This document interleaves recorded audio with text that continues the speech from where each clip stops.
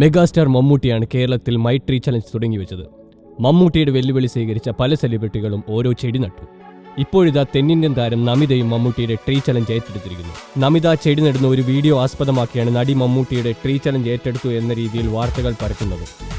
പ്രേക്ഷകർ ആകാംക്ഷയോടെ കാത്തിരിക്കുന്ന മോഹൻലാലിന്റെ പുലിമുരുകനിലും നടി ഒരു വ്യത്യസ്ത കഥാപാത്രം ചെയ്യുന്നു.